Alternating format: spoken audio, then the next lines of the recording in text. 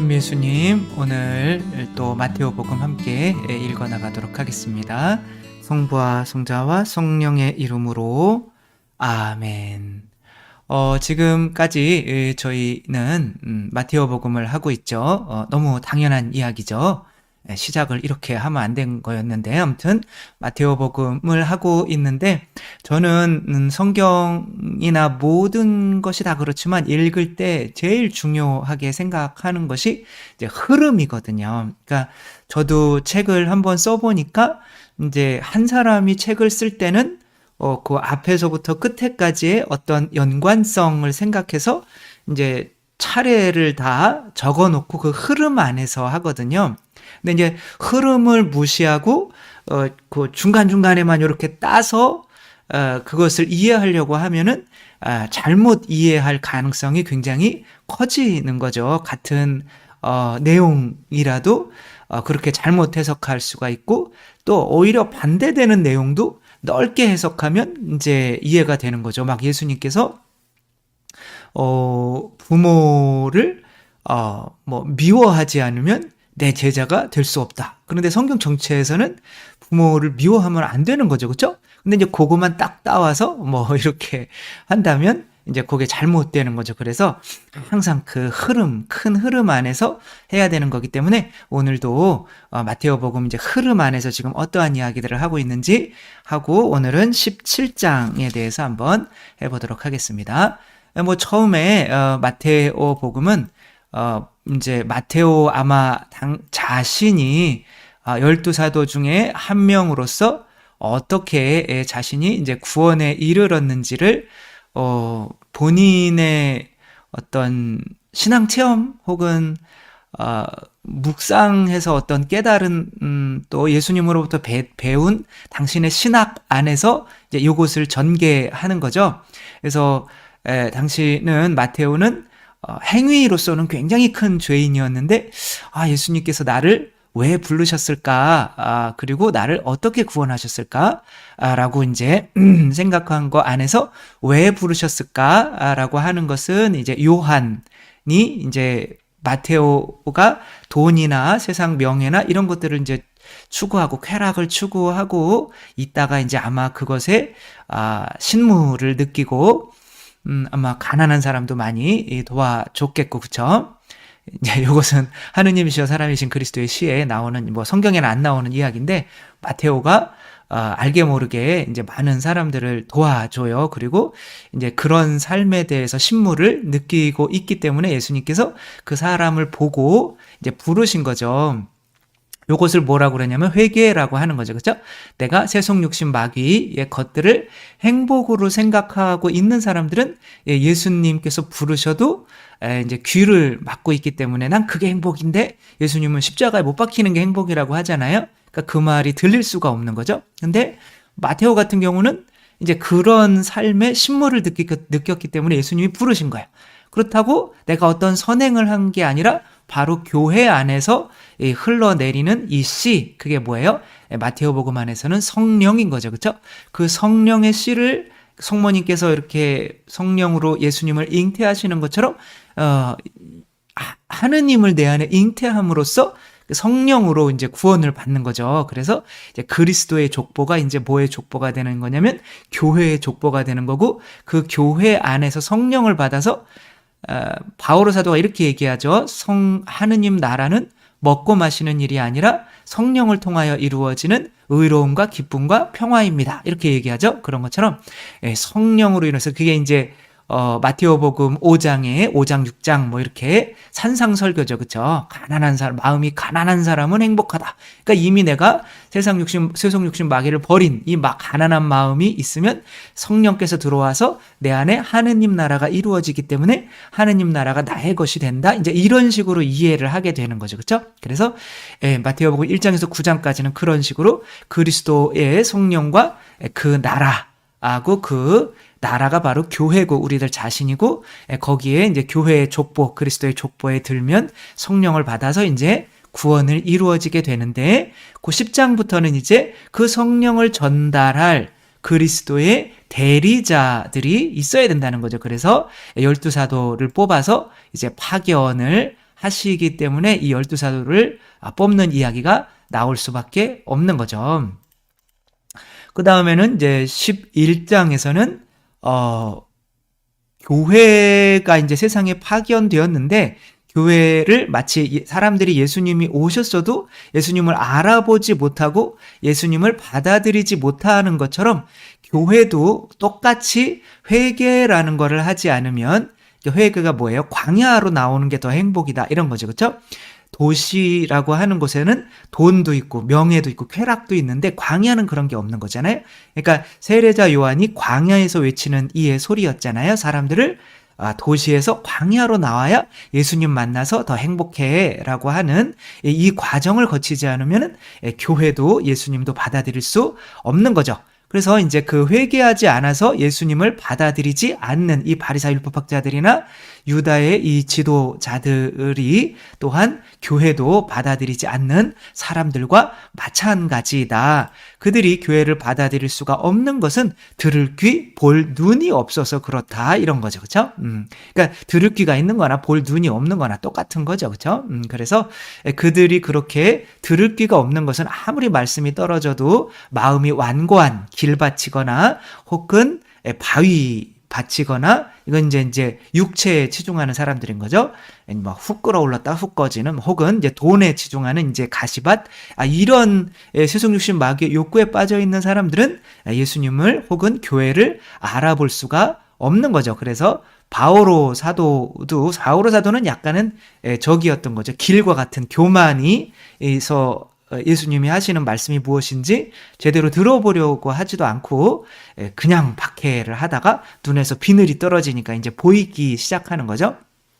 그래가지고 이제 예수님을 이제 아무튼 교회를 전하는 사람이 되는 건데, 예수님께서 바오로 사도에게 왜 나를 박해하느냐, 이렇게 말씀을 하시죠. 그렇죠? 근데 바오로 사도는 예수님을 박해한 게 아니라 교회를 박해한 거죠. 결국에는 교회와 예수님은 하나인 거죠. 그렇죠? 그래서 교회를 알아보지 못하는 것이나 예수님을 알아보지 못하는 것이나 똑같은 거고, 그러니까 교회를 알아보지 못해서 교회가 분열되고 이렇게 나가는 것들도 바로 이 세속 육신 마귀에 치우쳐 있기 때문에 제대로 이해를 하지 못해서 이제 떨어져 나가는 것이다 라고 하는 거죠.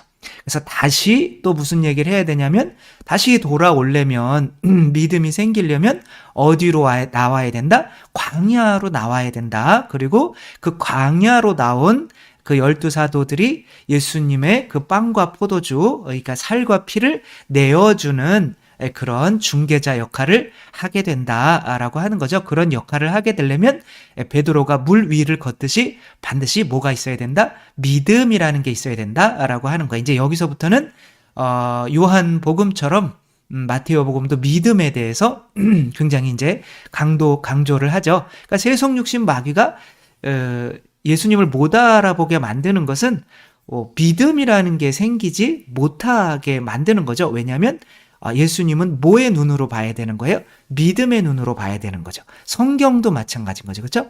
성경을 머리로 해석하려고 하는 것이 아니라 믿음의 눈으로 바라봐야 이 성경이 올바르게 받아들여지는 거지, 믿음 자체가 없으면 유다인들은 아무리 구약 성경을 읽어도 거기가 다 예수님 이야기인데도 예수님을 발견해내지 못하고, 개신교와 같은 경우는 성모님이 은총이 가득하신 마리아여 기뻐하소서, 주님께서 당신과 함께 계십니다, 이렇게 예수님의 피로 죄가 용서받지 못한 상태에도 예수님 하느님과 함께 계시고 은총이 가득하시면 원죄가 없고 그래도 그런 내용이잖아요. 그런데도 이제 그런 믿음이 없으면 성경을 아무리 읽어도 그게 이제 보이지가 않는 거죠.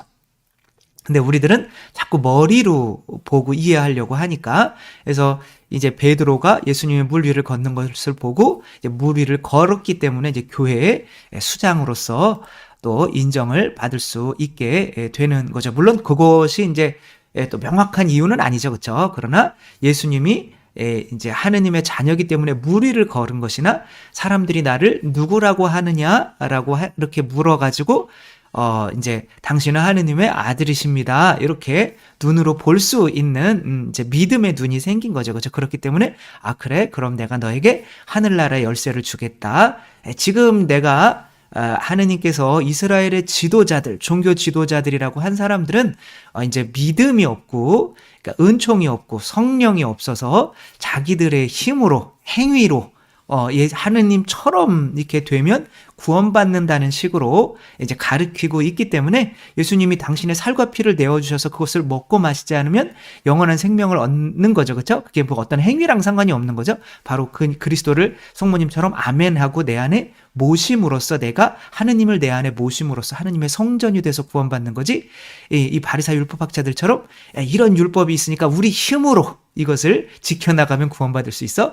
그러면 예수님이 살과 피가 돼서 우리 안으로 들어오실 필요가 없는 거죠. 그러니까 예수님이 들어오셔야 예수님의 힘으로 우리가 그런 행위를 해나갈 수가 있게 되는 거죠. 그래서 이제 하늘나라의 열쇠를 당신을 알아볼 수 있는 믿음이 있는 베드로와 사도들을 통해서 이렇게 구원이 아니라 이제 교회를 세우시고 그 교회에 은총을 주셔서, 그러니까 지금 흐름대로 보자면 여러분들께서 이 하늘나라의 열쇠는 바로 무엇과 같을까요? 바로 지금까지 이제 뭐로 구원받는다고 그랬어요? 성령으로 구원받는다고 그랬죠. 그렇죠? 이게 바로 성령인 거죠. 그렇죠? 그러니까 이 성령이 교회 내에 지금 뭐로 존재하게 되냐면 교회 내에 바로 진리와 은총으로 존재하게 되는 거예요. 그러니까 이제 요한복음은 우리를 구원하시는데 핵심적인 게 바로 진리와 은총인 거예요. 우리가 미사로 따지자면 진리는 바로 뭐예요? 말씀의 전례이고 은총은 바로 성사인 거죠. 그렇죠? 근데 특별히 이제 아주 협소하게 보자면 하늘나라에서 우리가 에덴 동산에서 쫓겨난 이유가 뭐 때문에 쫓겨난 거죠? 죄 때문에 쫓겨난 거죠. 이것을 내 머리 위에다가 이렇게 쓰니까 저는 죄인인 거죠. 그래서 죄 때문에 쫓겨났는데 이 죄를 용서하는 권한일 수밖에 없는 거예요. 하늘나라의 열쇠는. 그렇죠? 그리고 그 권한의 힘은 바로 뭐인 거예요? 예수님이 돌아가셔서 피를 흘리셔야만 줄 수 있는 성령이신 거죠. 그래서 요한복음에서는 성령을 받아라. 누구의 죄든지 너희가 용서하면 용서받을 것이고 용서해주지 않으면 용서받지 못한 채로 남아있을 것이다 라고 하시죠. 그렇죠? 그러면서 교회를 파견하시는 거나 여기서 마태복음 16장에서 베드로 위에 교회를 세우셔서 하느님 나라의 열쇠를 주시고 네가 땅에서 매면 하늘에도 매어 있을 것이고 땅에서 풀면 하늘에도 풀려 있을 것이다 라고 하는 거죠. 그렇죠? 하늘이 묶여 있는 거, 천사가 불칼을 들고 못 들어가게 되는 건데 이 땅에서 그 죄를 용서할 수 있는 권한을 바로 이제 교회에 준 거죠. 그래서 이제 이 진리, 그것이 이제 죄를 용서하는 권한인데 그것을 넓게 보자면, 크게 보자면 뭐로 죄가 용서받아요? 말씀으로 용서받죠. 그렇죠? 우리가 무슨 말씀으로 죄가 용서받냐라고 하는데 신부님들이 복음을 읽은 다음에 지금 읽은 이 말씀으로 저의 죄가 이제 깨끗이 씻어지게 하소서, 이런 기도를 나중에 속으로 드려요. 그러니까 말씀도 그리스도이시기 때문에 말씀으로도 죄가 용서받는 거예요. 그러니까 개신교도 뭐 성사나 고해성사나 성체성사가 없다고 해서 뭐 죄가 용서 못 받는다라고 뭐 할 수가 없는 게 바로 개신교는 또 뭐를 먹기 때문에, 말씀을 먹기 때문에. 그러나 또 예수님께서 누구의 죄든지 너희가 용서해주면 용서받을 것이고 용서해주지 않으면 또 용서받지 못한 채로 남아있을 것이다 라고 하는, 이게 뭐예요? 성사인 거죠. 그렇죠? 그러니까 예수님의 옆구리에서 이제 피와 물이 나왔죠. 그 아담의 옆구리에서 갈비뼈로 하와를 만든 것처럼 그리스도의 옆구리에서 이제 피와 물이 나왔는데 그 그리스도의 옆구리에서 나온 그 피와 물이 바로 이 성령인 거죠. 그렇죠? 이 성령으로 죄를 용서하는 고해성사나, 그렇죠? 성체선, 내 살과 피를 먹고 마셔라. 내 살과 피를 먹고 마시지 않으면 너희는 영원한 생명을 얻을 수 없다라고 하는 이 성체성사가 생긴 거죠. 그렇죠?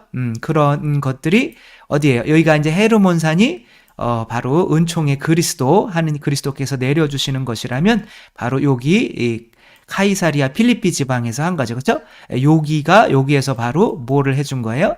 이제 여기 성직자들 12사도를 이제 여기에서 교회를 세우시고 은총을 중개하는 일을 맡기시고 바로 그게 흘러내려오는 갈릴레아 이 호수가 바로 이제 그들로부터 은총을 받아서 새로 태어난 교회가 되겠고, 그렇죠? 또 이렇게 해서 세례를 받아서 바로 점점점 이 교회로 이렇게 올라와서 하느님 나라로 가는 거죠, 그렇죠? 그리고 사해는 여기서 세례를 받는 거예요, 밑에서. 그다음에 이제 사해는 이제 그렇게 받지 못하고 이제 마지막으로 이제 죽는 거죠. 지옥인 거죠. 그렇죠? 그래서 이게 우리의 신앙이고 이제 이렇게 뽑은 건데, 오늘 또 어떠한 일이 일어나냐면 바로 어떠한 일이 일어나냐면 예수님께서 나는 죽어서 십자가에 못 박혀야 된다. 라고 이렇게 말씀을 하셔요. 그래서 이제 저는 16장 20절부터 여기서 끊거든요. 그러니까 16장 내용상으로는 이제 예수님이 교회를 세우시고 16장 20절부터는 이런 말이 나요. 그런 다음 제자들에게 당신이 그리스도라는 것을 아무에게도 말하지 말라고 분부하셨다. 왜 아무에게도 말하지 말라고 분부하셨을까요?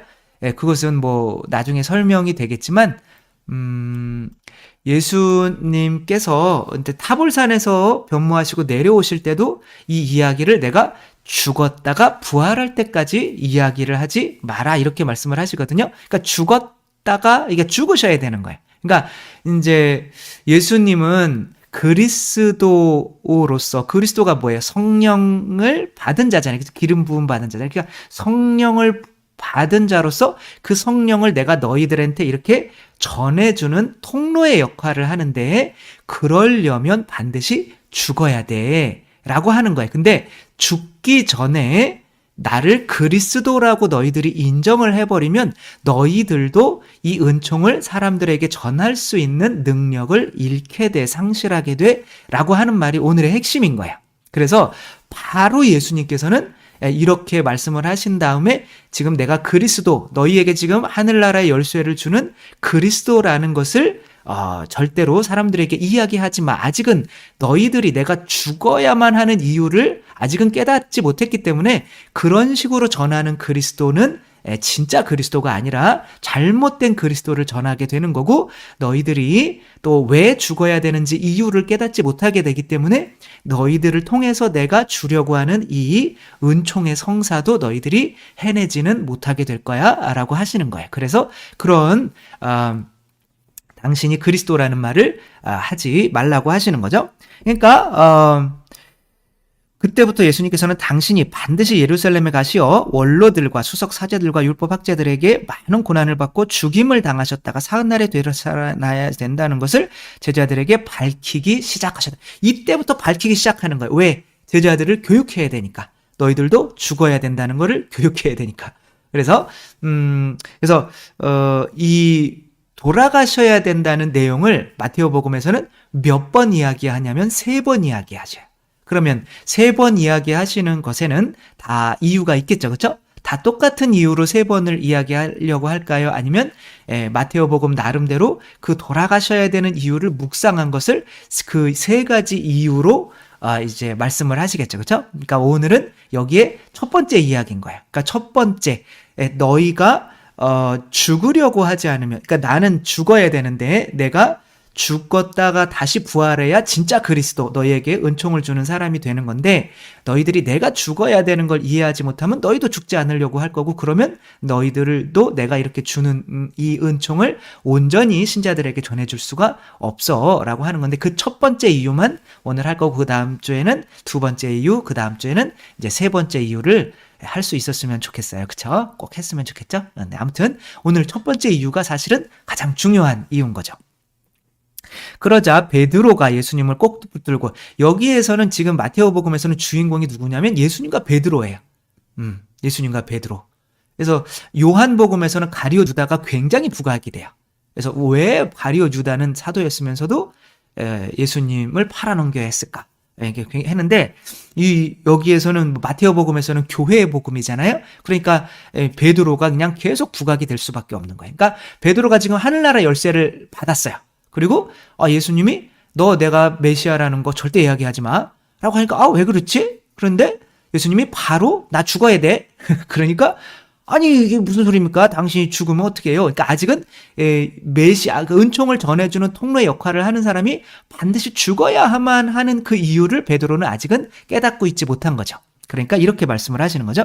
그러자 베드로가 예수님을 꼭 붙들고 반박하기 시작하였다. 맙소사, 주님, 그런 일은 주님께 결코 일어나지 않을 것입니다. 이렇게 자랑스러워. 왜냐하면 지금 막 하늘나라 열쇠도 받았고 지금 완전히 뭐 교회 수장으로서 난리 났어요, 그냥. 그러니까 또 이게 자기가 이렇게 또 대단한 사람이 된 것처럼 또 이야기를 하는 거죠. 그때 예수님께서 이렇게 친절하게 말씀을 하시죠. 사탄아, 내게서 물러가라. 너는 나에게 걸림돌이다. 사탄아. 아니, 교회를 세운 수장이 사탄이에요. 왜 사탄 위에다가 세웠냐고요, 예수님은. 그러니까 예수님이 이제 사탄이라고 하는 것은, 그러니까 공간복음에서 특별히 복음을 전한다라고 하는 것은 마귀들로부터 마귀들의 소나귀에서 우리를 꺼내낸다, 구원한다 그런 거예요. 그러니까 탈출기 있죠, 그렇죠? 탈출기를 파라오가 마귀라고 보는 거예요. 그러니까 구원이라고 하는 것은 항상 그 마귀로부터 사로잡혀 있는 악령으로부터 사로잡혀 있는 사람들을 구해내는 거예요. 근데 마테오 복음에서 악령은 누굴까요? 바로 나 자신인 거죠. 그래서 그래서 사탄이 진짜 사탄이 아니라 나 자신의 생각에 붙들려 있으면 그게 사탄인 거예요. 그래서 불쌍하죠, 그렇죠? 불쌍하지만 이렇게 단호하게 말씀을 하시는 거죠. 사탄아, 내게서 물러가라. 너는 나에게 걸림돌이다. 걸림돌 위에 교회를 세우신 거예요. 너는 하느님의 일은 생각하지 않고 사람의 일만 생각하는구나. 이렇게 말씀하십니다. 그러니까 너는 사탄의 뜻을 따르는 거야 이렇게 안 말해요. 네가 네 자신의 생각대로 하면 넌 사탄이야 라고 하는 거예요. 그리고 그런 사탄으로서는 내가 너에게 맡긴 하늘나라의 열쇠, 그거는 너가 그 은총을 사람들에게 제대로 당연히 베풀 수가 없어 라고 말씀을 하시는 거죠. 그러니까 예수님께서는 교회를 세우시고 바로 뭐 해야 된다는 거를 말씀을 하시는 거냐면 너 죽어야 돼. 그렇지 않으면 이 은총 너 통해서 제대로 못 나가라는 거를 말씀을 하시는 거죠. 그래서 이제 그 예수님께서 이렇게 말씀을 하시죠. 그때 예수님께서 제자들에게 말씀하셨다. 누구든지 예수님을 따르려면 뭘 버려야 돼요, 여러분? 이걸 하나를 제대로 모른다면 여러분들은 어쩌면 진정으로 예수님을 따라보려고 단 한순간도 해본 적이 없는 거예요. 예수님을 따르려면 뭘 버려야 돼요? 내 자신을 버려야 되는 거죠. 다른 게 필요 없어요. 내 자신으로부터 세속 욕심 마귀가 나오는 거잖아요. 그렇죠?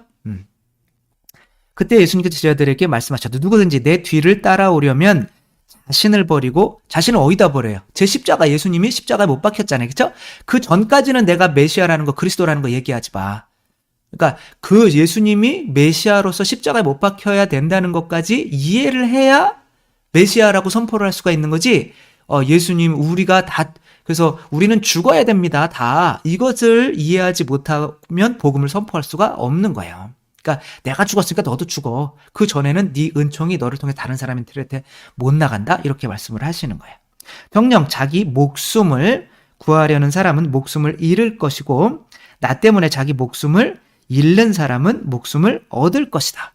근데 이제 여기서 죽음만을 의미하는 게 아니라 모두 함께 부활도 함께 생각을 하는 거예요. 이건 요한복음에서는 굉장히 잘 나와 있는데 마테오복음에서는 아주 자세히 설명을 하고 있지 않지만 그래도 죽어야 부활한다는 이제 그런 것들은 이해를 해야 되는 거죠. 이제 여기서 이제 주는 게 생명의 양식이잖아요. 그렇죠? 이게 양식이라고 하는 거는 이게 뭐 5,000명을 먹이신 기적부터 시작하는 거잖아요. 이 이야기가. 그러니까 5,000명을 먹이신 이 양식은 예수님의 살과 피이고 예수님의 살과 피를 먹고 마셔야 내가 죄로부터 구원이 되는 거예요. 그렇죠? 그러니까 죄로부터 예수님의 살과 피를 먹고 마셔야 구원이 된다는 거는 간단히만 말씀이 드리자면 그러니까 아담과 하와가 왜 죄를 지었죠? 아담과 하와는 선악과를 따먹었죠. 그렇죠? 근데 선악과를 따먹은 이유가 뭐예요? 왜 따먹었어요? 뱀이 뭐라고 그랬어요? 그 선악과를 따먹으면 누구처럼 된다고 그래요? 하느님처럼 된다고 그래요. 그렇죠? 그래서 하느님처럼 되려고 하는 게 뭐예요? 죄인 거죠. 그렇죠? 근데 이 하느님처럼 되려고 하는 이 죄에서 벗어나려면 그러니까 내가 이미 하느님이다라는 믿음이 없으면 이 죄에서 벗어날 수가 없어요. 왜냐하면 나는 인간이야 라고 하면 누구든지 어떤 인간이든지 다 자기 안에 뱀이 있거든요. 파라오가 있거든요. 근데 너는 돈을 많이 벌어야 돼. 그래야 행복해. 뭐 이러는 거죠. 그렇죠? 그러니까 돈이라고 하는 거는 내가 재물이잖아요. 갖는 거잖아요. 그렇죠? 그래서 선악과를 안 바친 거잖아요. 그 가지려고 하는 것 자체가 내가 뭐가 되려고 하는 거예요? 하느님이 되려고 하는 거죠. 그렇죠? 그러니까 세상의 주인은 누구밖에 없어요. 하느님밖에 없죠. 그렇죠? 그럼 내가 그러니까 하느님이 주님이라고 하면 내 거에서 내가 재물을 누가 훔쳐갔다고 하거나 돈을 꿔가서 안 갚는다고 하거나 심지어 내 자녀까지 죽는다고 하더라도 하느님이 가져가시는데 내가 뭐 어차피 나는 하느님의 아들이니까 하느님 아버지가 주면 받고 안 주면 안 받고 뭐 그러면 되는 건데 그쵸? 근데 그런 게 뭐 내가 내 아들을 열심히 키웠는데 하느님이 나의 아들을 데려가시다니 나는 그런 하느님은 안 믿어 라고 한다면 진짜 하느님을 믿은 것이 아니라 이제 내 아들을 통해서 내가 하느님처럼 되려고 했었던 거죠. 성당에 30-40년 다녀도 그 죄에서 벗어날 수가 없는 거예요. 그러니까 자동적으로 하느님만이 행복이신데 내가 선악과를 따 먹으면서 육체적으로 내 행복을 추구하려고 하는 거고 성욕이죠. 그렇죠? 그것으로 창조를 하려고 하는 거예요. 내가 창조자가 되려고 하는 게 육신이고 이제 마귀는 뭐냐면 하느님만이 유일한 심판자인데 너 왜 그랬어? 그러니까 저 옆에 저 자매님 때문에 저 하와 때문에 당신이 만들어준 하느님도 심판해요. 당신이 만들어준 저 여자 때문에 내가 솔직히 세속 욕심 마귀. 그러니까 이게 돈에 대한 재물에 대한 욕심, 성욕, 그다음에 사람을 심판하는 마음, 요것이 이제 바로 하느님의 습성이란 말이에요. 그러니까 내가 하느님이 아니다라고 생각하면 내 안에 있는 자아가 자동적으로 그것을 이용해서 하느님처럼 되려고 하는 거예요. 나도 모르게. 여러분들이 사람 심판하는 게 하느님처럼 되려고 하는 거 몰랐잖아요. 그렇죠? 근데 그게 심판관은 하느님밖에 없으니까 사람을 심판하면 내가 스스로 하느님처럼 되려고 하는 거란 말이에요. 이것은 내가 이것으로부터 극복하기 위해서는 내가 하느님임을 믿어야 돼요. 그러면 내가 하느님임을 하느님의 자녀이기 때문에 하느님임을 믿으려면 어떻게 해야 돼요? 하느님이 살과 피를 주셔서 내 안에 들어와 계셔야 돼요. 그러니까 성모님처럼 이 하느님을 당신 안에 잉태하고 계시면 나도 그럼 하느님과 하나네? 그럼 굳이 하느님이 될 필요가 없겠네. 돈에 대한 욕심이나 성욕이나 뭐 사람을 심판하는 마음이 저절로 사라지겠죠. 그렇죠? 이미 하느님인데 그런 걸 통해서 하느님이 되려고 할 필요가 없잖아요. 그렇죠? 그래서 모든 죄에서 벗어나는 유일한 믿음은 바로 내가 하느님이다라고 하는 믿음인데 그 믿음을 주는 것은 바로 하느님 아버지께서 너는 내 자식이야 라고 하면서 주시는 살과 피란 말이에요. 그래서 살과 피를 먹고 마시지 않으면 영원한 생명을 얻을 수 없는 거죠. 근데 그것을 전해야 되는 건데 그 살과 피를 전하려고 하면 반드시 죽어야 되는 거잖아요. 그렇죠? 그래서 그 은총을 전하는 사람들은 중개자들은 반드시 죽어야 돼요. 왜? 내 안에 있는 살과 피 안에 있기 때문에 그것을 주려면 어떻게 해야 돼요? 내가 꺼내서 줘야 되잖아요. 그렇죠? 그럼 내가 죽어야 되는 거죠. 그러니까 예수님께서 이게 양식이잖아요. 부모님이 자식한테 너는 내 자식이야 라는 거를 믿게 하려면 어떻게 해야 돼요? 너는 내 자식이야 라는 걸 믿게 하려면 밥을 줘야 되는 거죠. 근데 뭐 식모통에서 주면 안 되는 거죠. 그러면 식모가 엄마인지 알겠죠. 그렇죠? 그러니까 부모님이 직접 당신이 고생하셔서 굳은 살도 막 보여주면서 고생하는 모습을 보여주면서 그 양식을 줄 때 그것을 먹을 때 이분이 진짜 내 부모님이시구나. 그러니까 나도 사람이니까 나도 부모님처럼 두 발로 걸을 수 있고 부모님처럼 말도 할 수 있고 부모님처럼 사회생활도 할 수 있겠네 라는 믿음이 생기면서 이전에 있었던 나를 얽어매고 있던 자아의 세속육신 마귀의 욕구에서는 조금 이제 벗어날 수가 있게 되는 거죠. 그렇죠? 그렇기 때문에 항상 내가 은총을 줄 때는 내 살과 피가 섞여야 돼요. 예수님의 살과 피를 줄 때도 신부님이 고해성사를 할 때도 고통스러워요. 그래 당연히 고통스러워야 되는 거예요. 근데 그런 고통 없이 그 은총을 주려고 한다면 어떻게 되는 거예요? 그 은총이 거기서 막히게 되는 거예요. 그래서 내가 만약에 누군가 치유 좀 해주십시오 그러는데 나는 내가 해면 치유가 안 되면은 내가 믿음이 없다는 게 드러나잖아요. 그렇죠? 자존심이 상하잖아요. 그러니까 나는 그런 거 할 수가 없어요. 나한테는 그런 거 안 나가요. 라고 하는 게 내가 나를 살리려고 하는 거잖아요. 그렇죠? 그러니까 자기를 살리려고 하는 사람에게는 어쨌거나 그 은총이 나갈 수가 없는 거예요. 그렇기 때문에 그렇게 되면 이제 이 자녀가 이제 구원을 받게 되는데 그렇게 내가 은총의 통로로서 내 자신을 죽여서 그 은총을 주고 있다면 그래서 내가 부모님으로부터 받는 그 은총 때문에 내가 죽고 있다면 어떻게 되는 거예요? 내가 죽고 있다면 부모님은 계속 그 은총을 주시겠죠. 그렇죠? 그래서 빵과 성령과 하느님 나라의 열쇠와 생명은 같은 거예요. 그러니까 사랑을 준다거나 성령을 준다거나 하느님 나라의 열쇠를 준다거나 뭐 은총을 준다거나 뭐 아무튼 다 똑같은 거예요. 그러니까 이 부모님이 믿음을 주는 그 사랑을 주잖아요. 그게 밥이잖아요. 그렇죠? 그러니까 그 밥 안에는 뭐도 들어있는 거예요. 생명도 들어있는 거죠. 그렇죠? 이거 안 주면은 죽는 거잖아요. 근데 부모님이 이 자식이 안 죽으려고 하면 더 이상 밥을 안 줘요. 그러니까 예수님께서는 나는 아버지를 위해서 내가 생명을 바치기 때문에 아버지께서 나를 사랑해 주신다. 그래서 내가 다시 부활할 거다. 이렇게 말씀을 하시거든요. 그러니까 아들은 다 사랑해야 되는 거 아닌가요? 이렇게 얘기할 수 있거든. 근데 천만의 말씀이에요. 그러니까 부모가 주는 이 사랑 때문에 자식이 죽질 않으면 부모는 이 밥을 주는 맛이 없어져요. 그러니까 아예 안 줘. 너 그냥 차라리 죽어버려. 이렇게 된단 말이에요. 이게 무슨 소리냐면 만약에 여러분이 이제 자식을 낳고 키우는데 이제 미래를 잠깐 볼 수가 있었어요. 그래서 여러분 자식이 이제는 이제 절대로 자기가 죽지 않아 세속 육신 마귀에 휩쓸려서 거기서 벗어나지를 못해서 누구라고 할까? 빈라덴 혹은 뭐 히틀러가 분명히 될 거예요. 그래서 히틀러는 자기가 권력을 통해서 내가 막 휩쓸어가지고 내가 임금이야, 내가 왕이야, 내가 하느님이야, 뭐 이렇게 될 거예요. 그래서 유태인을 600만 명 죽이고 수많은 사람을 죽이게 하고 할 사람이 될 거란 말이에요. 여러분들은 그거를 봤어요. 그리고 100% 그렇게 될 수 있다는 걸 알아요. 그러면 그 아이에게 계속 밥을 먹일 거예요. 그러면 여러분도 똑같이 그런 악마가 되는 거잖아요. 그렇죠? 그러니까 부모님은 그러니까 밥을 줄 맛이 없어지잖아요. 그렇죠? 그러니까 오히려 안 줄 수가 있단 말이에요.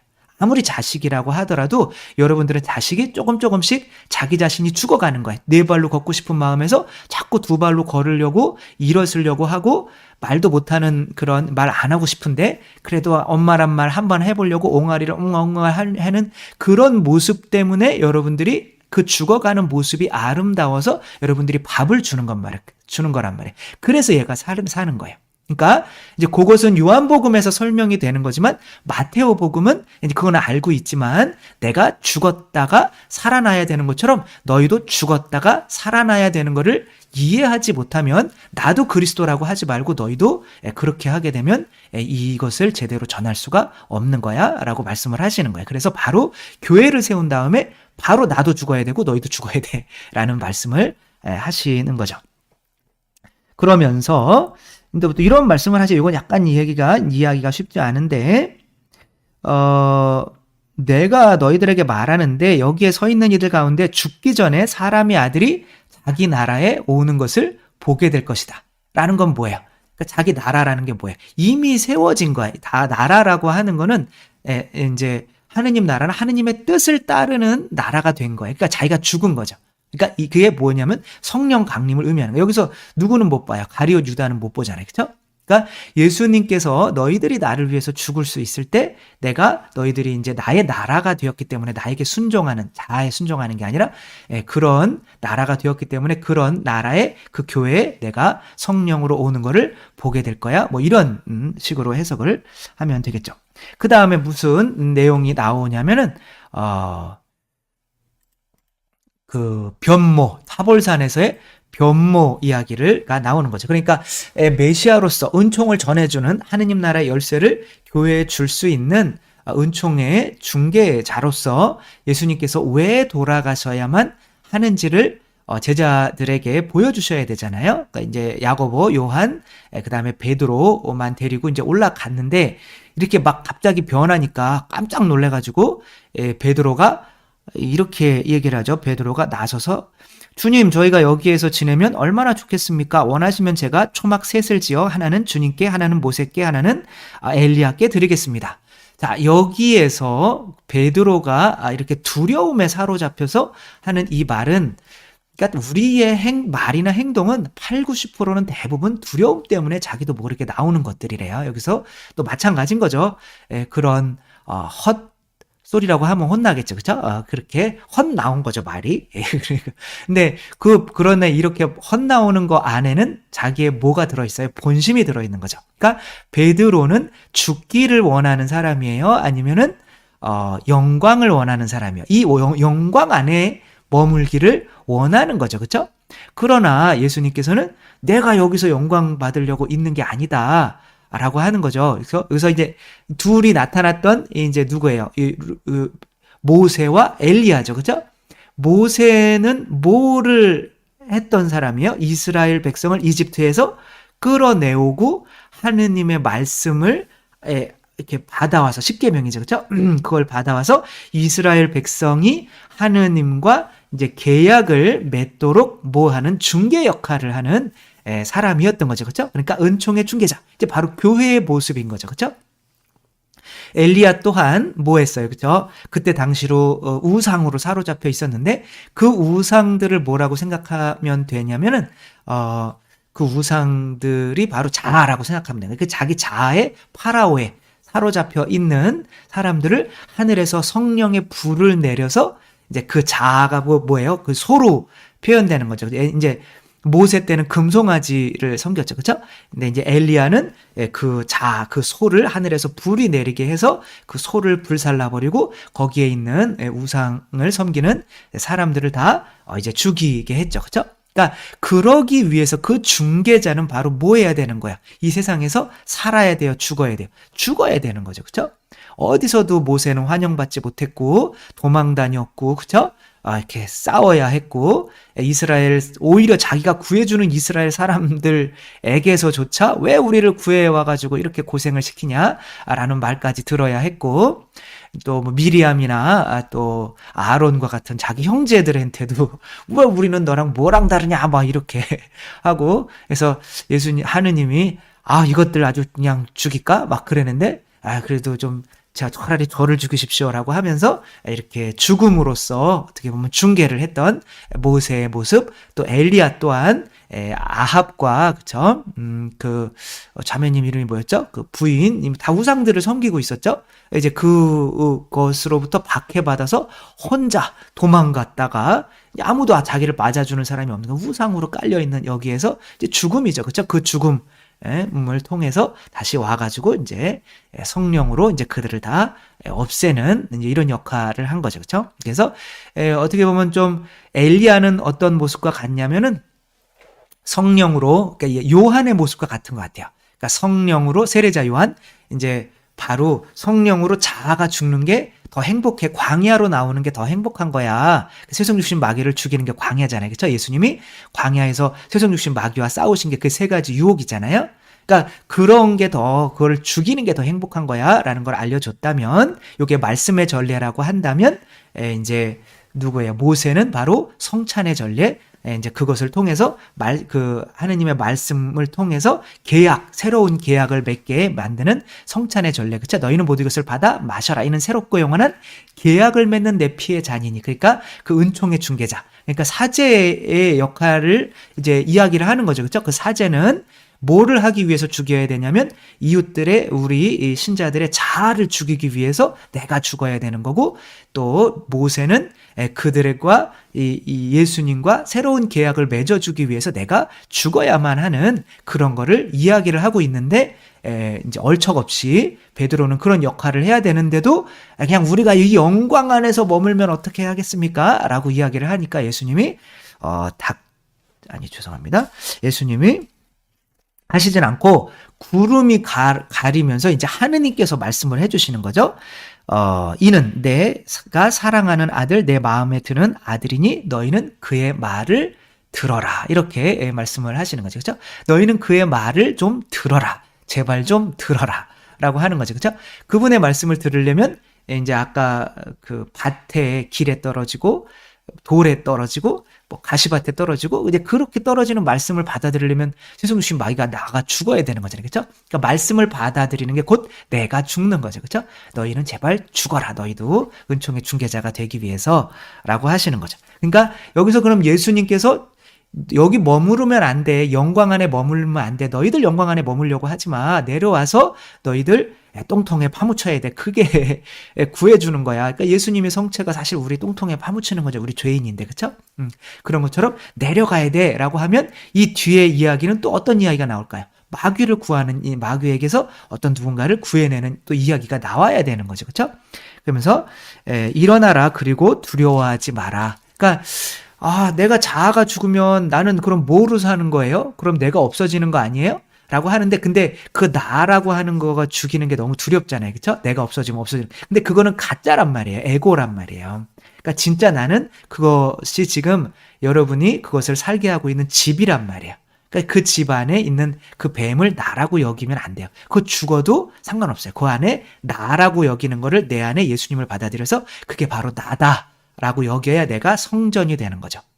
그렇게 살아도 돼요. 나는 예수님입니다. 그렇게 살아도 돼요. 나는 뱀입니다. 이렇게 살지 말고 나는 예수님입니다. 그거 어때요? 나는 예수님인데. 그쵸? 그게 훨씬 행복인 거죠. 그거 해주려고 오시는 예수님의 살과 피로 우리 안에 들어오시는 거죠. 그쵸? 그런데 내려오시면 사람의 아들이 죽는 이들 가운데서 다시 되살아날 때까지 똑같이 말씀하시는 거죠. 그쵸? 예, 지금 본 것을 아무에게도 말하지 마라. 그러니까 지금 본 것을 뭐예요? 그러니까 하는 예수님이 메시아가 영광이고 은총을 내려주는 거는 맞아요. 은총의 중개자는 맞는데 이것을 이제 아무에게도 얘기하지 마라. 내가 언제까지? 죽었다가 부활할 때까지. 그러니까 이 은총을 주는 방식은 뭐라는 거예요? 내 죽음이라는 거예요. 내 죽음을 통해서 은총을 준다는 거예요. 그러니까 예수님이 아버지로부터 받은 은총을 어떠한 식으로 우리에게 주셨어요? 십자가 못 박혀서 죽음을 통해서 흘려보내셨잖아요. 그렇죠? 우리 교회 동안 살려고 이 세상에서 부자가 되고 이 세상에서 쾌락을 먹고 마시는 거에 너무 치중하고 그 다음에 이 세상에서 교만해져서 막 권위의식으로 하면 이런 상태에서는 은총이 꽉 막혀버린다는 거예요. 그래서 죽음을 통해서만 내 살과 피를 통해서만 그 은총이 간다는 거예요. 그래서 또 이제 엘리야에 대해서 내려오면서 물어봐요. 이들이 이제 엘리야가 나타났었잖아요. 그렇죠? 아니 율법학자들이 어찌하여 엘리야가 먼저 와야 한다고 말합니까? 이제 요거는 그 외경에 있는 거예요. 외경에 엘리야가 먼저 와야 된다. 그러니까 외경인 이제 뭐냐면 이제 구약의 46권에 들어가지 않은 성경에 있는 거예요. 그런데 이제 그런 이야기들이 있는 거예요. 그러니까 메시아가 오기 전에 엘리야가 먼저 와야 된다는 이야기가 있죠. 그렇죠? 거기가 아니네요. 유다교의 한 전통에서는 말라기 3장 23절을 바탕으로 엘리야를 메시아로 그러니까 말라기서에 그런 이야기도 나오기는 하지만 그런 명확한 이야기는 외경에 나와요. 제가 배운 바로는 그래요. 그 뭔지 기억은 안 나지만 아무튼 뭐 정경으로 들어오지는 않았지만 그들이 믿고 있는 거지. 그러니까 왜냐하면 이때까지는 아직 정경이 뭐가 진짜 정경이고 성경이고 아니고 그게 성립되지가 않았어요. 그러니까 그냥 다 성경이라고 알고 있었던 거거든요. 그러니까 근데 이제 예수님은 그 엘리야는 아까 제가 뭐라고 설명을 했죠? 엘리야는 누구와 비슷하다고? 세례자 요한. 그래서 예수님께서 이렇게 말씀을 하시죠. 엘리야는 이미 왔지만 사람들은 그를 알아보지 못하고 제 멋대로 다루었다. 그처럼 사람의 아들도 그들에게 고난을 받을 것이다. 그러니까 엘리야를 이해하지 못하면 세례자 요한처럼 세속 육신 마귀를 죽여야 함을 이해하지 못하면 나도 똑같이 그들이 이해하지 못한 요한을 죽인 것처럼 나도 그들이 나를 죽일 거야 라고 하는 거죠. 그러니까 우리가 세속 욕심 마귀를 죽여야 되는 걸 모르면 돈에 대한 욕심, 육시적인 쾌락, 그 다음에 사람을 심판하는 마음, 교만이죠. 그렇죠? 이거를 죽여야만 되는 걸 알지 못하면 예수님이 그 안에 들어가면 누구든지 그 사람이 또 예수님의 목을 치게 돼 있는 거예요. 그러면서 내려와서 이제 어떠한 일을 벌이냐면 이제 누구예요? 이 마귀 들린 아이를 이제 고치죠. 치유하시죠. 그렇죠? 마귀 들린 아이가 이제 누구냐면 그리고 이제 여기는 지금 변모의 모습인 거예요. 그러니까 변모와 마귀 들리는 이야기를 한꺼번에 이제 그림으로 그린 게 이게 바로 라파엘로의 그림인 거죠. 그렇죠? 저는 라파엘로의 그림을 이미 생각보다 엄청 커요. 야, 저걸 어떻게 그렸지? 진짜 대단하시다. 이렇게 그랬는데 엄청 큰데도 되게 자세하더라고요. 이렇게. 그러니까 정말 대단한 분이었던 것 같아요. 그래서 간질병에 걸려 있었는데 이제 예수님이 마지막으로 이제 이거를 설명을 왜 죽어야 되는지를 설명을 해줘야 되잖아요. 그러니까 그거를 이제 또 설명을 해주는 거죠. 간질병에 걸려 있었는데 그래서 자주 불 속으로 뛰어들기도 하고 물 속으로 뛰어들기도 합니다. 불과 물은 반대되는 성격이잖아요. 그렇죠? 뭐 조울증 혹은 이제 간질병 뭐 이런 거라고 볼 수가 있는 거겠죠. 그렇죠? 또 막 웃는데 굉장히 괴로운 거 또 있잖아요. 그러니까 그 영화 조커에 보면 그 배트맨이랑 싸우는 조커가 있거든요. 걔가 웃는 병에 걸린 거예요. 막, 그러니까 뭐 얼굴이 이렇게 뭐 이렇게 살이 이렇게 찢어지잖아요. 그죠? 그러니까 웃는 병에 걸렸는데 너무 고통스러운 거예요.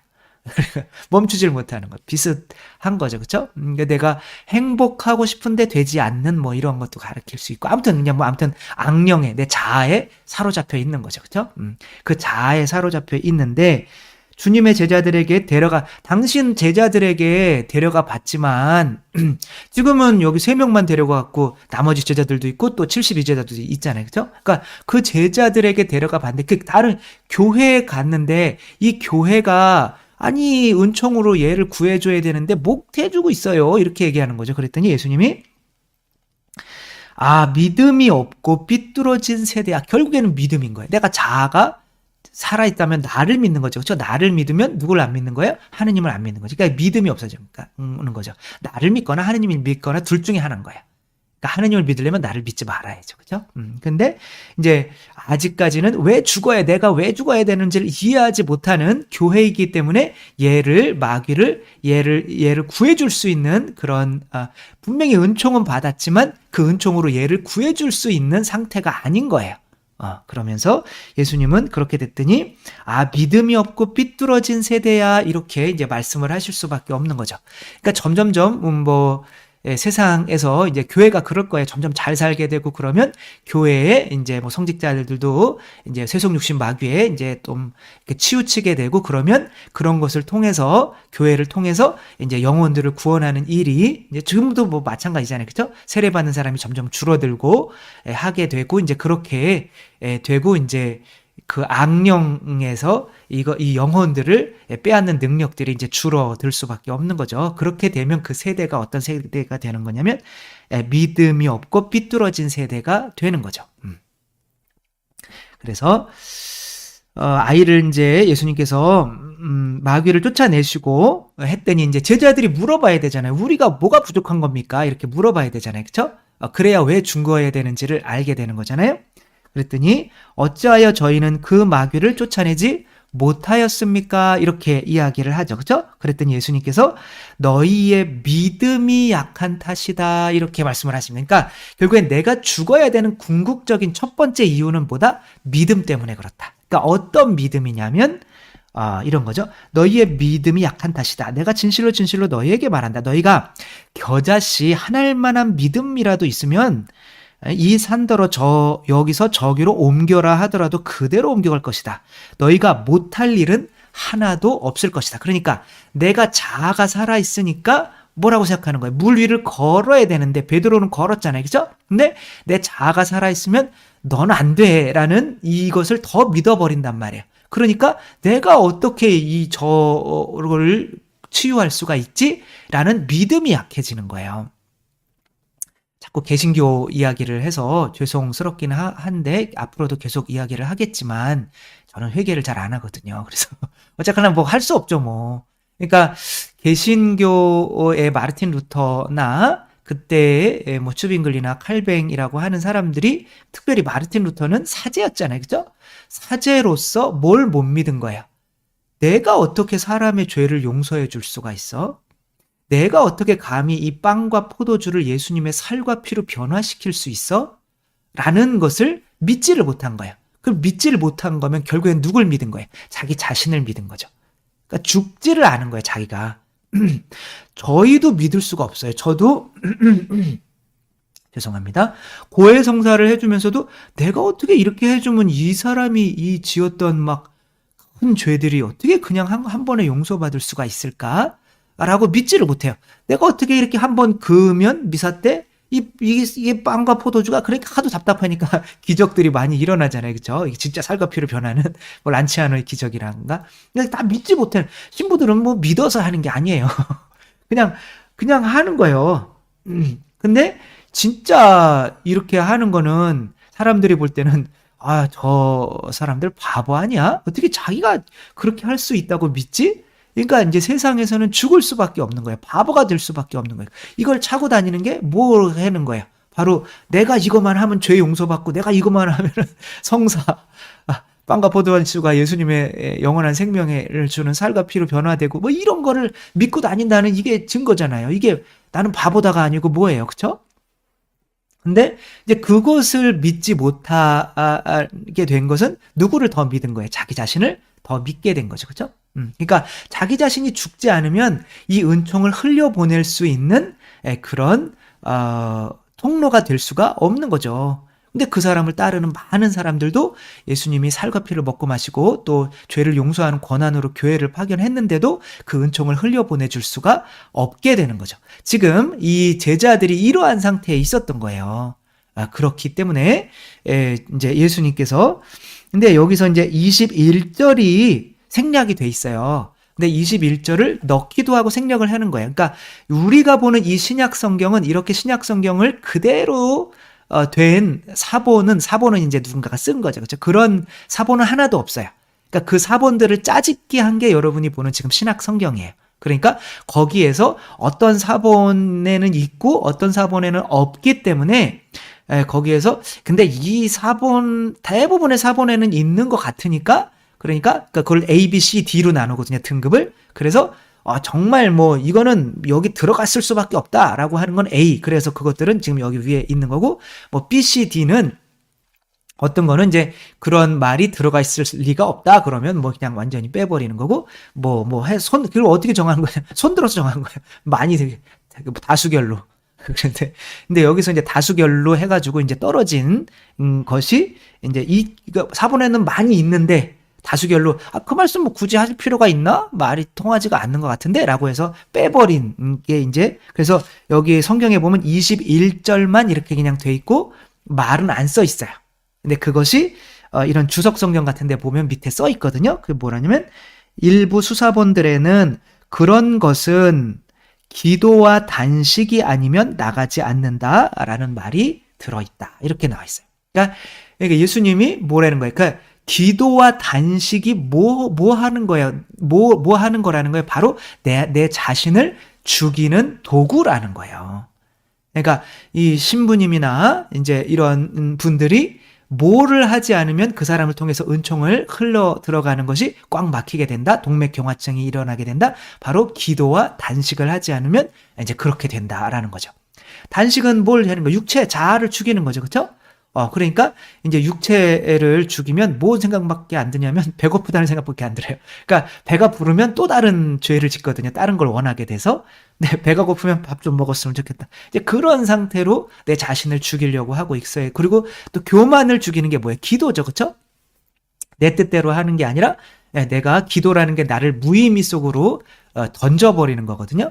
그러니까 의미 없는 한 시간을 보내버리는 거예요. 그냥 내 머리로 뭔가를 공부를 하면 더 많이 얻을 것 같지만 그런 거 아니고 그냥 하느님 안에 그냥 이렇게 머물기만 하면 되는 거죠. 그러니까 다른 사람이 볼 때는 시간 낭비처럼 보일 수가 있지만 오히려 그런 것을 통해서 그래요. 나는 내가 하는 노력은 무의미해요. 아무 의미 없어요. 오로지 당신께 내 자신을 봉헌합니다. 그리고 내 육체적인 욕망 이런 것들도 봉헌하기 위해서 나는 내 자신을 항상 배고프게 만들 겁니다. 라고 기도와 단식이 아니면 너희는 이런 마귀를 쫓아낼 수가 없다라고 말씀을 하시는 거죠. 결국에는 우리가 교회가 죽어야만 하는 이유가 그 예수님께서 주시는 은총, 하느님 나라의 열쇠를 통해서 은총을 이들에게 흘려보내서 악에 사로잡혀 있는 애들이 아니라 신자들을, 영혼들을 구원해야 되는 건데, 이제 그렇게 하지 못하게 되는 이유는 죽지 않으려고 하기 때문에 사제들이, 그 성직자들이, 그래서 그 성직자들이 이제 죽게 만들기 위해서 예수님이 타볼산에서 바로 이제 죽어야 됩니다. 당신도 죽어야 됩니다. 이제 루카복음 같은 데에서는 그분들과 이야기한 게 탈출기에 대해서 이야기를 했다 이렇게 얘기를 해요. 탈출시킨 거. 그러니까 영혼들을 구해내는 거죠. 그러려면 모세가 다시 어떻게 돼요? 죽음으로 들어가야 되는 거란 말이에요. 아무튼 그 땅에 묻혀야 되는 거죠. 그러니까 그런 죽어야만 한다는 거를 모르는 성직자들 교회를 통해서는 이 은총이 갈 수가 없고 이제 그 은총이 막혀버리기 때문에 예수님을 베드로를 사탄이다. 너는 네가 살아있잖아. 네 생각만 하잖아. 인간의 생각만 하잖아. 그러니까 너는 사탄이야. 그러나 내가 너를 통해서도 은총을 내려보낼 건데 그러려면 적어도 나를 따르려면 네가 죽어야 된다는 것, 십자가에 너 자신을 못 박아야 된다는 것은 좀 알아야 돼 라고 하는 게 첫 번째 이 교회가 죽어야 되는 이유라는 거. 두 번째, 세 번째는 다음번에 또 이어서 하도록 하겠습니다. 주님께서 여러분과 함께 전능하신 천주 성부와 성자와 성령께서는 여기 모인 모든 이에게 축복을 내리시어 길이 머물게 하소서. 주님과 함께 가서 복음을 전합시다. 하느님 감사합니다. 성부와 성자와 성령의 이름으로 아멘. 감사합니다. 사랑합니다.